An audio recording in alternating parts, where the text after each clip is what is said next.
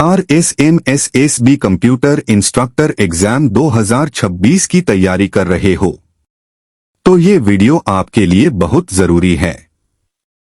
बेसिक और senior computer instructor में सबसे बड़ी दिक्कत होती है सही MCQs प्लस सही एक्सप्लेनेशन प्लस पूरे सिलेबस का कवरेज। मैं लेकर आया हूं एक कंप्लीट PDF कोर्स जिसमें आपको मिलेगा हर टॉपिक के important MCQs, PYQs pattern based questions, आसान भाषा में short notes plus one liners, exam oriented practice set. और हाँ, इस वीडियो में मैं आपको 10 MCQs की सैंपल PDF भी दिखा रहा हूं ताकि आप पहले क्वालिटी खुद देख लो। कोर्स फीस बेसिक या सीनियर कोर्स सिर्फ 499 रुपए, बेसिक प्लस सीनियर कॉम्बो सिर्फ 699 रुपए।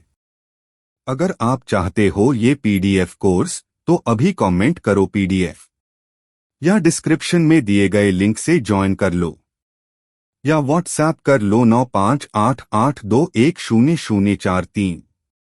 लिमिटेड टाइम में ये प्राइस है, जल्दी करो। जो स्टूडेंट अभी शुरू करेगा वही सिलेक्शन के सबसे करीब होगा।